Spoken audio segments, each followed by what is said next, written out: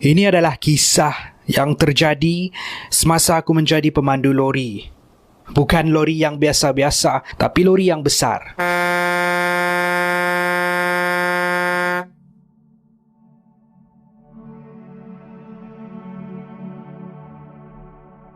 Lori 10 tan yang angkat batu, angkat tanah. Walaupun ada pengalaman 10 tahun bawa lori, dalam 10 tahun ni juga banyak pengalaman seram aku yang menarik dikongsikan bersama penonton Kupi-Kupi Go.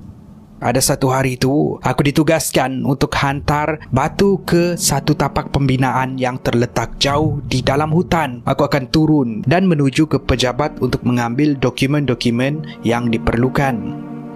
Sambil-sambil aku di sana, aku tanya dengan pihak pengurusan. Selalunya aku tak peduli batu ni untuk apa, siapa yang buat tempahan. Yang aku tahu, aku hantar je. Tapi kali ini aku tergerak hati pula untuk bertanya.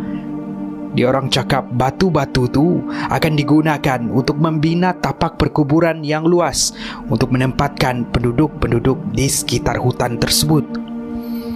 Ikut kiraan aku adalah dalam 30 km juga masuk ke dalam tu.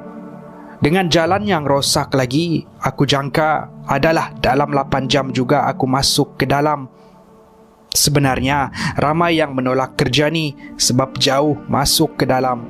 Aku pun malas sebenarnya, tapi memandangkan bayaran untuk penghantaran ni agak mahal dari yang biasa, aku pun terima sahaja. Aku mengeluh sekejap, tapi tak apalah, demi mencari rezeki. Kata pihak pengurusan lagi, sebenarnya ada satu tapak perkuburan di situ. Tetapi diorang mahu memindahkan tapak perkuburan lama ke tapak perkuburan baru yang lebih luas. Sebelum aku keluar pintu, aku dipesan. Kata bos aku, nanti kalau kau sampai ke satu persimpangan berdekatan dengan sebatang sungai, ada 2 papan tanda. Satu menunjuk ke lorong sebelah kiri, satu tunjuk lorong sebelah kanan. Kau masuk sebelah kanan. Yang sebelah kiri tu lorong ke tapak perkuburan lama. Jangan pula kau salah masuk. Kau kena hantar ikut lorong sebelah kanan. Kau faham? Aku pun iakan sahaja. Aku angguk dan berlalu pergi. Aduh, sekarang pukul 8. Aku terlambat untuk menghantar batu. Aku teruskan sahaja. Lambat pun lambatlah. Lagipun jalan masuk ni satu hala sahaja. Sudahlah berbukit-bukit. Memang aku tak ada tempat pusing kalau aku mau berpatah balik pun. Dari pukul 8 sampailah ke pukul 9. Akhirnya aku sampai ke simpang berdekatan dengan sungai yang bos aku cakap tadi. Papan tanda yang bos aku cakap tadi tu memang ada. Tapi kan yang aku nampak sekarang ni menunjukkan satu arah sahaja. Arah ke sebelah kiri. Aku pun lupa sebelah kiri tu apa, sebelah kanan pun apa. Yalah, dah penat memandu. Apa yang bos aku cakap tadi tu pun aku tak ingat. Jadi aku teruskan masuk ke simpang sebelah kiri. Mungkin bos aku silap cakap tadi. Jadi aku teruskan perjalanan. Masuk sahaja simpang tu, jalannya memang mencabar. Nasiblah aku bawa lori besar, kalau tak ingin aku nak ke sini, kata aku dalam hati. Dan akhirnya aku sampai juga. Aku boleh nampak macam ada bangunan di situ. Aku pun meletakkan kenderaan aku dan aku perasan beberapa benda. Aku tengok jam pukul 9.30. Macam biasa, kalau dah sampai ke destinasi, aku akan jumpa ketua kawasan tu dan minta dia sign beberapa benda sebelum aku turunkan batu-batu ni. Aku matikan enjin lori dan turun. Tidak jauh dari tempat aku letak lori aku tu, aku boleh nampak pintu masuk di mana ada lampu yang marak menyala di dalam. Jadi aku sangka memang ada orang di dalam. Aku melangkah menuju pintu masuk dan buka pintu. Aku boleh nampak ada seorang yang sedang berdiri sambil melihat aku yang baru sahaja masuk. Seorang wanita. Dia memakai baju hitam lengan panjang dengan seluar hitam. Raut wajah dia aku tak nampak sangat sebab gelap. Aku sapa dia, aku ucap selamat malam. Aku pun jelaskan pada dia yang aku datang nak hantar batu. Aku pelik bila dia tengok sahaja aku. Tapi raut wajah dia di dalam keadaan yang malam-malam tu berubah dan pandangan mata dia tengok mata aku dengan tajam. Masa ni, aku dah rasa ada sesuatu yang tidak kena. Dia tanya lagi, "Apa ni?" Dia perasan juga aku ni nak suruh dia sign dokumen tu. Aku jawablah, "Cik, ni dokumen cik perlu sign, barulah saya boleh turunkan batu-batu ni." Lepas tu, apa yang dia cakap ni buat aku keluar dari pejabat tu serta-merta. Wanita tu tanya aku, "Surat mati aku mana?" Mata aku terbeliak mendengar soalan wanita tu. Aku tanya, surat mati apa, cik?" Dia kata lagi, "Surat mati aku mana?" Dia ulang benda yang sama. Aku cakap, "Jangan main-main, cik. Saya ni nak cepat ni." Wanita tu tanya soalan yang sama lagi, "Surat mati aku mana?" Sambil suara dia berubah menjadi garau. Dia mengambil satu langkah ke hadapan, ke arah kawasan yang lebih terang dari tadi. Kali ini, raut wajah dia aku nampak dengan jelas. Muka dia hancur sebelah. Biji mata dia terkeluar. Badannya berlumuran darah sambil dia ulang benda yang sama. "Surat mati aku mana? Surat mati aku mana?" Aku keluar dari pejabat. Aku masuk ke dalam lori. Aku hidupkan enjin dan berambus dari situ. Aku masa tu memang panik gila. Kelang kabut aku radu jalan yang sempit dan berlubang tu. Aku peduli apa? Sampai sahaja aku ke simpang yang bos aku cakap tadi, aku tengok betul-betul.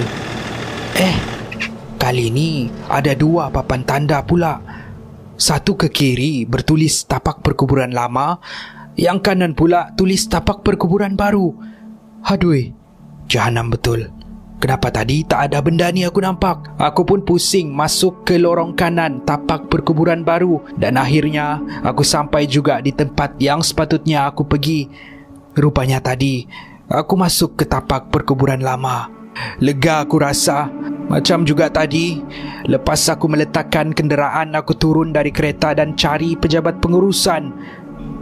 Memang betul lah kata aku dalam hati. Sebab aku nampak beberapa kereta dan kawasan-kawasan yang sedang dibangunkan. Aku masuk pejabat dan perkenalkan diri aku di sana dan minta sign dokumen-dokumen ni. Aku cerita dengan diorang apa yang terjadi tadi. Ada 3 orang di dalam pejabat tu masa tu. 3 lelaki, seorang wanita. Aku pun ceritakan macam mana aku boleh salah lorong. Aku sampai ke atas dan jumpa seorang wanita yang minta surat mati dia. Salah seorang dari diorang cakap, "Lah, memanglah. Di atas tu tapak perkuburan lama. Di bawah ni yang kami tengah buat tapak perkuburan baru. Di atas tu sebenarnya tak ada orang. Wanita tu sebenarnya anak bekas penjaga tapak perkuburan di atas tu. Dia meninggal dunia akibat sakit jantung. Dia memang terkenal. Atau lebih tepat lagi, roh dia memang terkenal. Sering mengganggu orang sekeliling. Kena-kena lagi encik pun datang malam. Memang malang lah nasib encik." Sambil dia menyambung lagi penjelasan dia kepada aku. Begini ceritanya. Dia dan adik-beradik dulu meninggal dunia. Memang sudah disahkan meninggal, tapi ayah dia tak dapat terima kenyataan diorang meninggal dunia. Apa tidaknya, semua anak dia meninggal sekali. Walaupun mayat anak-anak dia tu dah ada di depan mata, dia tetap keras kepala, cakap anak-anak dia masih hidup. Orang lain cuba jelaskan anak dia sudah meninggal. Dia tetap tak percaya. Dia balik-balik tanya, mana surat mati? Mana surat mati? Kononnya nak bukti dahulu sebelum dia menguburkan anak-anaknya. Ikut cerita, dia tak pernah kubur mayat anak-anak dia tu. Jadi roh anak-anak dia tidak tenteram sehinggalah hari ini. Itulah, kalau ada muncul, roh-roh mereka akan tanya, mana surat mati, mana surat mati. Aku dengar penjelasan lelaki tu, meremang habis bulu roma aku. Aduh, memang malang betul nasib aku. Tak apalah, sampai juga aku ke sini. Jadi aku minta sign, lepas tu aku balik. Kemudian seluruh pejabat tu sunyi sepi. Tak ada seorang pun diorang yang bercakap. Semua melihat aku dengan pandangan mata yang sangat tajam. Aku pun terdiam juga. Dengan raut wajah yang keliru aku kaku. Kataku dalam hati, apa hal pula ni? Salah seorang dari mereka bersuara. Katanya, sebenarnya kan Encik, sebenarnya yang meninggal ada 4 orang. Mayat seorang di tapak perkuburan lama, yang 3 lagi di sini. Mata aku terbeliak. Kalau aku ada sakit jantung, masa tu confirm aku kena serangan jantung.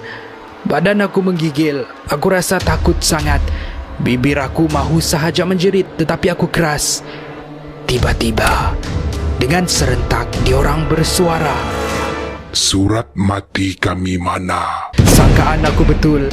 Ini pun bukan manusia. Aku bergegas keluar, masuk ke dalam lori, start enjin dan berambus dari situ. Aku radu sahaja jalan-jalan yang berlubang. Yang penting aku keluar dari situ secepat yang mungkin. Drive. Akhirnya aku keluar dari kawasan pendalaman tu.